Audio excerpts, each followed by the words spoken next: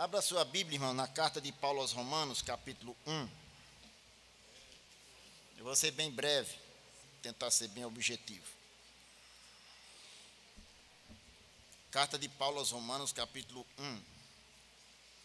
O pastor nos deu a temática ontem, mas o Senhor colocou esse texto no meu coração e nós vamos falar sobre identidade. Diz assim a palavra do Senhor: Paulo, servo de Jesus Cristo, chamado para apóstolo, separado para o Evangelho de Deus, o qual antes havia prometido pelos seus profetas nas Santas Escrituras, acerca de seu filho, que nasceu da descendência de Davi, segundo a carne, declarado Filho de Deus em poder, segundo o Espírito de santificação, pela ressurreição dos mortos, Jesus Cristo nosso Senhor, pelo qual recebemos a graça e o apostolado para a obediência da fé entre todas as gentes, pelo seu nome, entre as quais sois também vós chamados, para serdes de Jesus Cristo, a todos os que estáis em Roma, amados de Deus, chamados santos, graça e paz de Deus, nosso Pai, e do Senhor Jesus Cristo.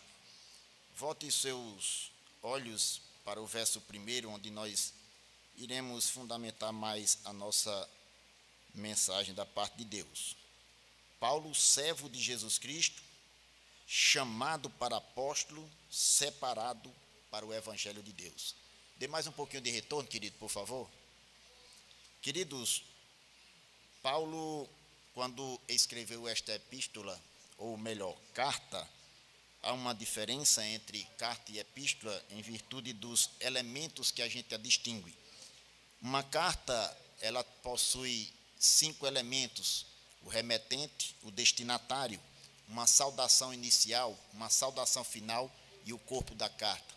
Quando falta alguns desses elementos, ou pelo menos um desses elementos, ela é tida como epístola.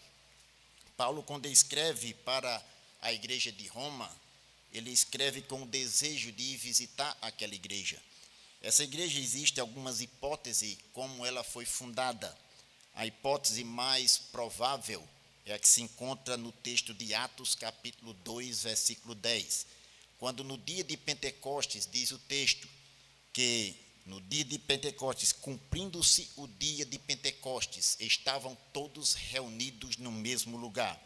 De repente veio do céu um som, como de um vento veemente e impetuoso, encheu toda a casa em que estavam assentados. E foram vistas por eles línguas repartidas como que de fogo, as quais pousaram sobre cada um deles.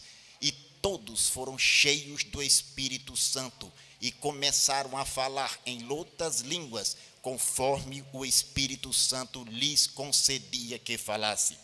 Em dois versículos iniciais, no verso 3 e no verso 4, o termo língua ali é um termo genérico para descrever uma língua materna. Nos versos 6 e os versos 8, já aparece a palavra língua, traduzida pelo termo dialeto no original. Ou seja, uma língua derivada de uma língua materna, vamos chamar uma língua filha. Entre as pessoas que participaram daquela festa dos Pentecostes, naquela ocasião, em Atos 2:10, estavam os forasteiros romanos. Nós poderíamos tirar uma conclusão em que o Espírito Santo, quando veio e encheu os que estavam reunidos naquele cenáculo, ali se falou também o latim. E aqueles homens que estavam ali ouviram no seu próprio idioma, no seu próprio dialeto. Esses que ouviram a mensagem e aceitaram a salvação naquela ocasião, diz que eram forasteiros romanos, tanto judeus como prosélitos. Judeus era da descendência de Israel. Os prosélitos, aqueles que tinham se convertido ao judaísmo e estavam presentes na festa do Pentecostes. Estes retornando para suas casas lá em Roma, possivelmente anunciaram a mensagem que eles haviam recebido e ali se fundou uma igreja e Paulo teve desejo de partir para aquele lugar para também anunciar a salvação. Aqui a primeira mensagem que Paulo mostra nessa carta, aquela igreja já tinha ouvido falar da mensagem do Evangelho por meio do apóstolo Paulo. E ele, na sua carta, mostra o desejo de ir a Roma. Não apenas um desejo de pregar para aquela igreja, para anunciar também o Evangelho aos gentios. Note no capítulo 1, verso 13, algumas vezes Paulo declara que teve desejo de ir a Roma, mas alguma coisa o impedia. Mas ele estava pronto. Ele diz no verso 14, eu sou devedor, tanto a grego como a bárbaros, tanto a sábios como a ignorantes. E assim, o quanto está em mim, estou pronto para vos anunciar o Evangelho a vós que estáis em Roma, porque não me envergonho do Evangelho de Cristo, pois é o poder de Deus para a salvação de todo aquele que crê, primeiro do judeu e também do grego, porque nele, no Evangelho, se descobre a justiça de Deus de fé em fé, como está escrito, mas o justo viverá da fé. Eu observando esta palavra de Paulo para aquela igreja, dizendo que era devedor, tanto a grego como a bárbaros. Gregos aqui, Paulo se refere àquele que tinha cultura naquela época, pessoas sábias que procuravam estudar a cultura daquela época que era prevalecente, a cultura grega. Mas também os bárbaros eram tidos como pessoas desprovidas de cultura, pessoas ignorantes. Paulo estava dizendo para aquela igreja que não fazia diferença se eram pessoas cultas ou pessoas sem cultura, pessoas letradas ou pessoas analfabetas. Ele estava pronto, não fazia distinção de pessoas para anunciar o Evangelho naquela cidade. Ele fala para a igreja, tanto a gregos como a bárbaros, tanto a sábios como a ignorantes. Aqui são termos sinônimos. Gregos são sábios, bárbaros ignorantes, mas ele estava pronto para anunciar o Evangelho, e ele mostra a sua fundamentação, porque no Evangelho se descobre a justiça de Deus, essa justiça que se manifestou por meio de nosso Senhor Jesus Cristo na cruz do Calvário, morrendo pelo pecador para salvar a humanidade. João, no seu Evangelho, capítulo 3, versículo 16, ele descreve este amor de Deus pela humanidade e enviar seu Filho, dizendo, porque Deus amou o mundo de tal maneira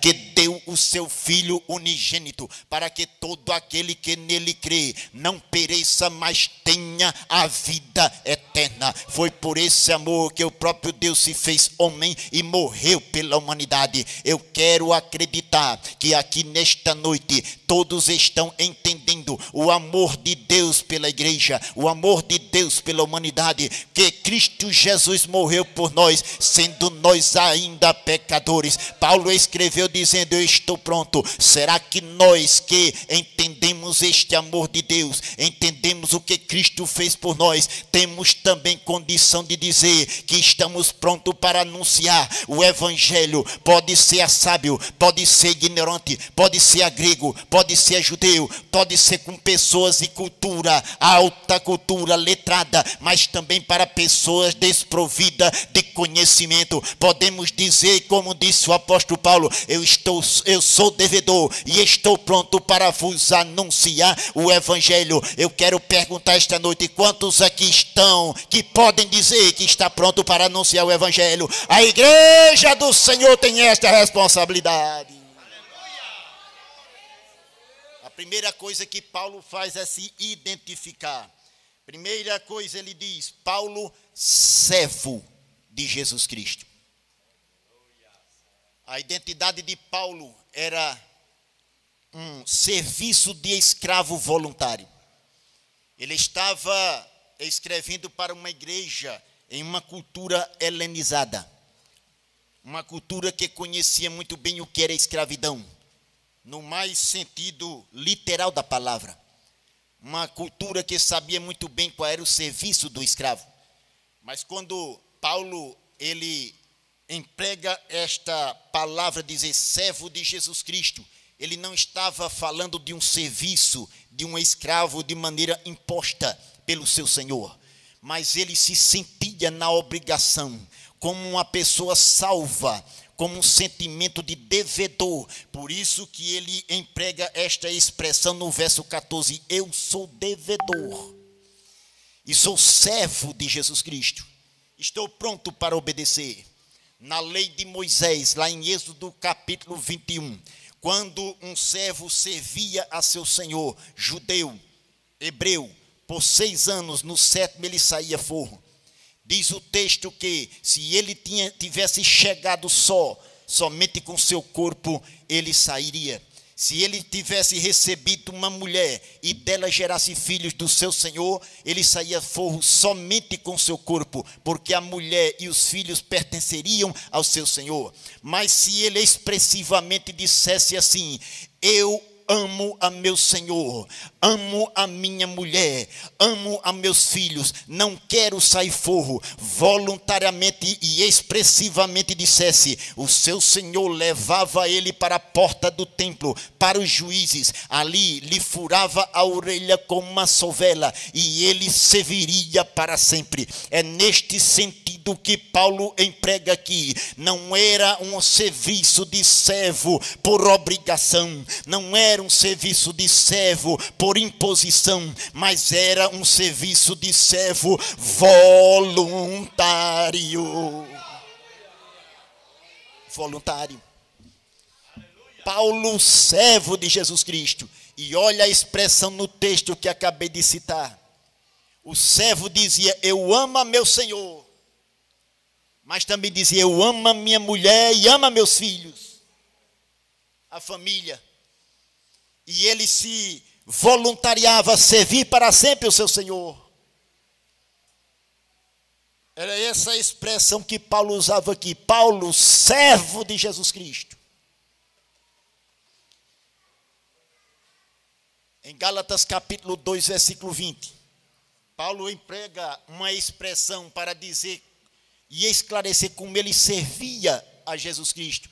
E ele fala para Pedro em Antioquia: já estou crucificado com Cristo, e vivo não mais eu, mas Cristo vive em mim. E a vida que agora vivo na carne, vivo na fé do Filho de Deus, o qual me amou e a si mesmo se entregou por mim.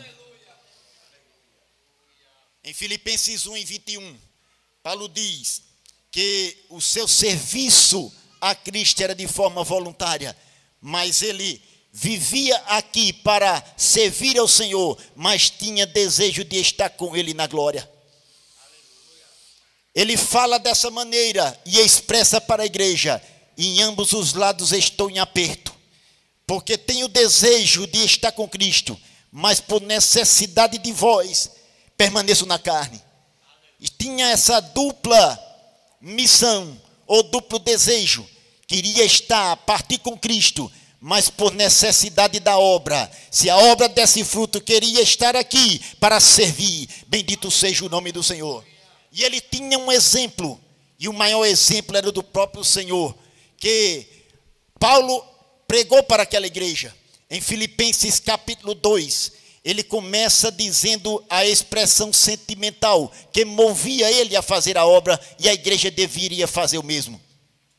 Porquanto, se há algum conforto em Cristo, se há alguma consolação de amor, se há alguns entranháveis afetos e compaixões, completai o meu gozo, para que sintais o mesmo, tendo o mesmo amor, o mesmo ânimo, sentindo uma mesma coisa. Nada façais por contenda ou por vanglória, mas por humildade. O que era humildade para Paulo nesse texto? Primeira coisa: cada um considere os outros superiores a si mesmo. No reino de Deus, quem sente esta humildade, esse sentimento no coração, que o Espírito Santo transformou a sua vida, ele se considera igual a todo mundo. Não existe maior ou menor no reino de Deus. Todos nós somos iguais. Devemos olhar para o próximo como se fosse superior a nós mesmos. Cada um considere os outros superiores a si mesmo. Se eu olhar para a igreja e considerá-la superior a mim, e vós da mesma forma olhar para a minha pessoa. Não existe maior ou menor no reino de Deus, porque todos sois um em Cristo Jesus. Nada façais por contenda ou por vanglória, mas por humildade. Cada um considere os outros superiores a si mesmo. Não atente cada um para o que é propriamente seu, mas cada qual também para o que é dos outros, segundo o conceito de humildade que eu aprendo com o apóstolo Paulo nesse texto. Não tenha os seus desejos, os seus próprios interesses acima do interesse alheio. Cada um considere os outros superiores a si mesmo. Não atente cada um para o que é propriamente seu, mas cada qual também para o que é dos outros. E olhe o exemplo que Paulo dá nesta carta: de sorte que haja em vós o mesmo sentimento de Cristo Jesus, que sendo em forma de Deus, não teve por usurpação ser igual a Deus, mas aniquilou-se a si mesmo. Olha os dois verbos antagônicos que Paulo usa aqui, contraste. Ele diz: aniquilou-se a si mesmo, tomando a forma de servo, fazendo-se semelhante aos homens, e achado na forma de homem, humilhou-se a si mesmo, sendo obediente até a morte, morte de cruz. Olha o resultado da obediência de um servo, aquele que veio fazer a vontade de seu Senhor, sendo obediente até a morte, morte de cruz. Pelo que também Deus o exaltou soberanamente e lhe deu um nome que é sobre todo nome, para que ao nome de Jesus se dobre todo joelho dos que estão nos céus, na terra e debaixo da terra, e toda língua confesse que Jesus Cristo é o Senhor, para a glória.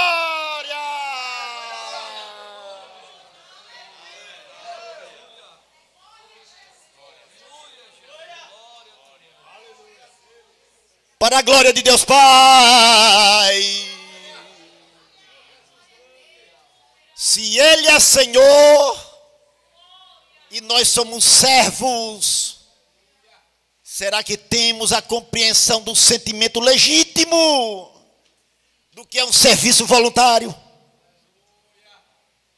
do que é fazer missões de forma a se doar? Eu não tenho essa compreensão na sua profundidade. Será que temos? Paulo, servo de Jesus Cristo, e ele tinha como principal exemplo o seu próprio Senhor. Não vivia para si, mas vivia para fazer a vontade dele, voluntariamente. Escute, Davi, quando pecou, cometendo pelo menos 2 crimes, de acordo com a lei mosaica: o adultério e o homicídio, e feriu mais 2 outros mandamentos. Ele escreve o Salmo 51. E o que me chama a atenção nesse texto são 2 coisas. Primeira, Davi não estava preocupado com o reinado. Davi não se preocupou com a sua posição social diante da nação. Davi não estava preocupado com os outros, com a nação olhar para ele e ver o ato criminoso que ele praticou. Davi, ele não tinha nada dessa preocupação. A única preocupação que Davi tinha era não perder a presença de Deus. No verso 10 ele diz: cria em mim, ó Deus, um coração puro, e renova em mim um espírito reto. Não me lances fora de tua presença, e não retires de mim o teu Espírito Santo.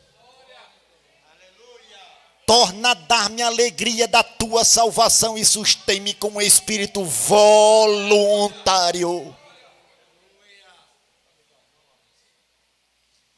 A presença de Deus era mais importante na vida dele. E ele não servia por imposição, era de maneira voluntária. No verso 12, ele descrevendo ainda esse desejo de servir voluntariamente, ele diz para Deus nesta oração: se o Senhor quisesse sacrifício, eu daria. Mas o sacrifício para Deus é um espírito quebrantado. A um coração quebrantado e contrito não desprezarás, ó Deus. É nesse sentido que Paulo mostra o serviço a Jesus. Paulo, servo de Jesus Cristo. Ele se identifica como servo. E se identifica também para que ele foi chamado, para que tipo de serviço. Ele diz, chamado para apóstolo. A palavra chamado aqui pode ser entendida também como comissionado. Quando Paulo, ele recebeu a presença de Jesus, que veio chamá-lo, separá-lo para a obra, Paulo estava em uma outra missão totalmente oposta, perseguindo a igreja.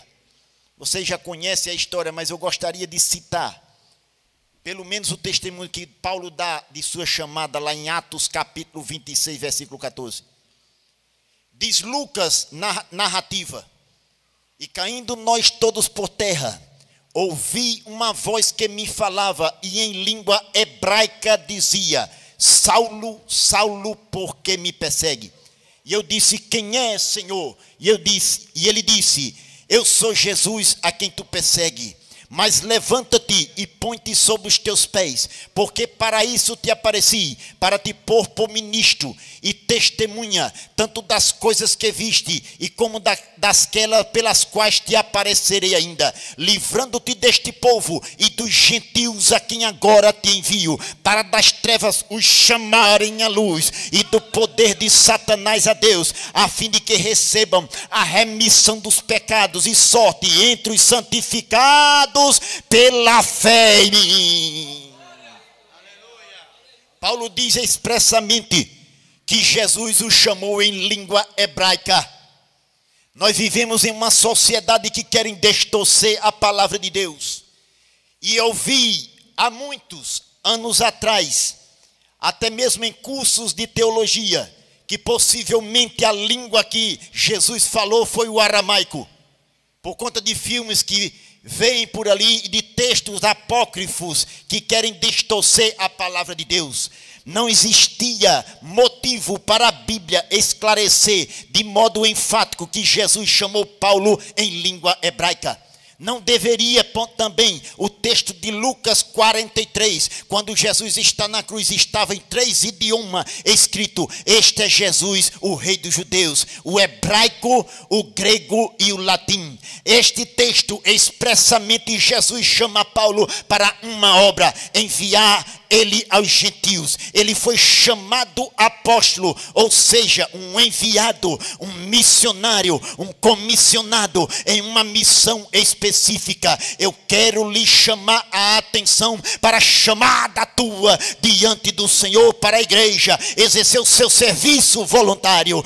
Para quem você foi chamado? Você não foi chamado para estar no banco, igreja. Você não foi chamado para somente sentar em cadeira. Você tem uma chamada específica. Ah, pregador, eu não sei para que eu fui chamado. Primeiro existe uma chamada geral. Todos nós somos chamados para a salvação. Jesus, ele chamou a todos. Todos aqui foram chamados para receber a salvação e para pregar esta salvação para os demais. Você não sabe pregar, você sabe testemunhar. Eu não sei testemunhar, mas você sabe cantar. Ah, eu não sei nem pregar, nem cantar, nem testemunhar, mas você sabe dizer que Jesus fez na sua vida, que Jesus é bom e ele está voltando.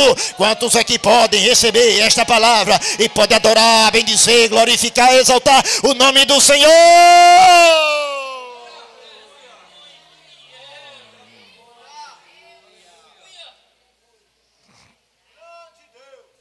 Em Atos capítulo 13, Paulo recebe uma chamada específica. Diz o texto de Atos que na igreja que estava em Antioquia havia alguns profetas e doutores, a saber, Barnabé e Simeão chamado Níger, Lúcio Cirineu, Manaém, que fora criado com Herodes o tetrarca, e Saulo. Primeira coisa que me chama a atenção é o último da lista. O primeiro ele diz que era Barnabé e o último da lista é Saulo. Diz o texto continuando, e servindo eles ao Senhor e jejuando, disse o Espírito Santo: apartai-me a Barnabé, o primeiro da lista, e a Saulo, o último da lista, para a obra que eu os tenho chamado. Ei, eu não sei se você está lá em cima na lista ou lá embaixo da lista, mas eu quero te dizer, se o Espírito Santo lhe chamar, não faz importância, não tem importância para Deus. Se você é o primeiro ou último, Deus chama quem quer, Deus envia quem quer, Deus faz o que quer, e Ele é soberano sobre a minha e a tua vida. Quantos podem receber esta palavra e podem dar um brado de glória para Ele? Segunda coisa que me chama a atenção nesse texto, o Espírito Santo falou. Alguns comentaristas vão dizer que porque havia em Antioquia profetas e doutores, possivelmente o Espírito Santo usou os profetas para falar com aqueles dois, ou para falar na reunião. Mas essa não era a intenção original do texto de Atos dos Apóstolos, do escritor São Lucas. Ele escreveu o texto de Atos para mostrar a ação do Espírito Santo na vida da igreja. E o Espírito Santo, ele é Deus, a terceira pessoa da Trindade, e ele fala. Quantos aqui acreditam que o Espírito Santo ainda fala?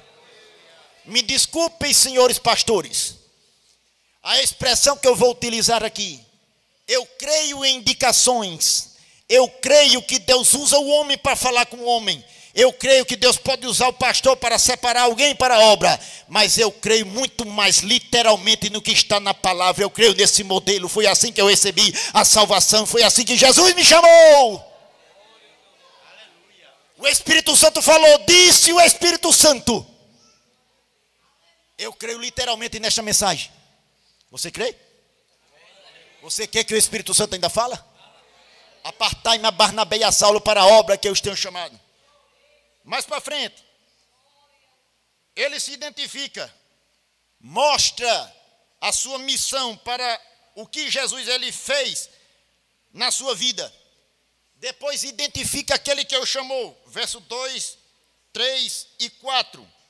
E depois ele identifica o destinatário da carta, o porquê ele está escrevendo e para quem, a finalidade da chamada da igreja. Versos 6 e o verso 7, para ganharmos tempo, ele diz: sois vós também chamados para serdes dele, de Jesus Cristo, a todos que estáis em Roma, amados de Deus, chamados santo. Uma das coisas que Jesus ele chama a todos é para a santificação. Chamado santo quer dizer, vocês são distintos das coisas do mundo de quem está lá fora. Chamado santo, existe um propósito para esse povo escolhido, esse povo chamado. A santificação é uma obrigação da igreja. Pode ser comparado, e Paulo faz esta comparação. Se você se apresentar por servo do pecado, você é escravo dele. Romanos 6 e 26. Se você se apresentar para Jesus como servo dele, você vai servi-lo.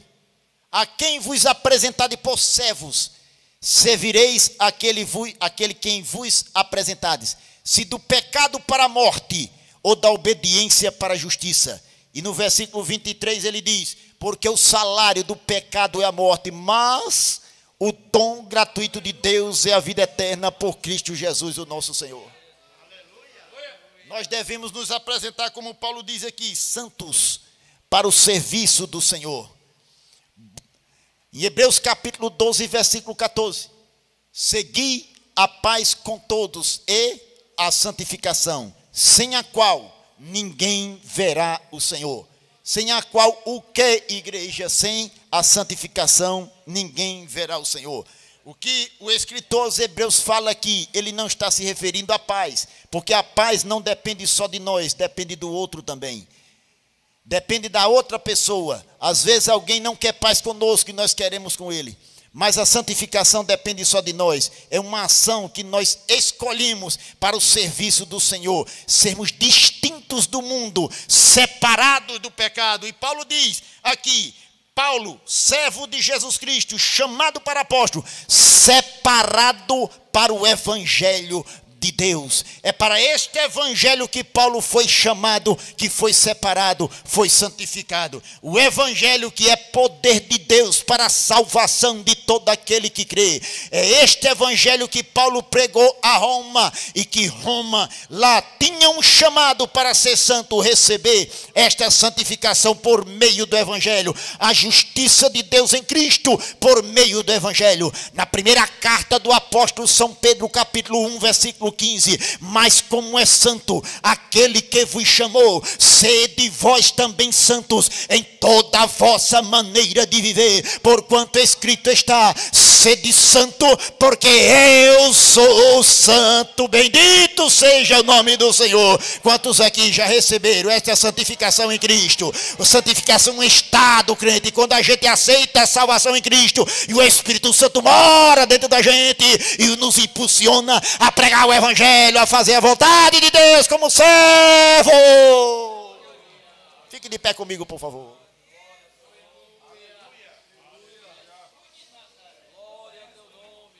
Tem alguém para Cristo? Tem alguém para Jesus nessa noite? Que quer entregar a sua vida a Cristo? Tem alguém? Entrega teu caminho ao Senhor. Se separa do mundo, porque o Senhor te chama. A chamada da igreja, a chamada que temos que compreendê-la. Se somos servos e fazemos a vontade do nosso Senhor, temos que compreender a nossa chamada. Eu não sei a tua chamada, estou tentando ainda compreender a minha. Às vezes nós não entendemos a vontade de Deus e precisamos compreender, tanto buscando a Ele em oração, como estudando a palavra, tentando compreender o dom de Cristo em nossa vida.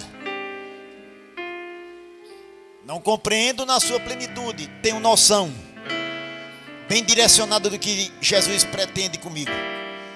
Eu não sei quanto a ti, mas se somos servos e temos uma chamada, precisamos obedecer, servir, nos separar, sermos distintos do mundo, para obedecermos àquele que nos chamou. Tem alguém para Cristo?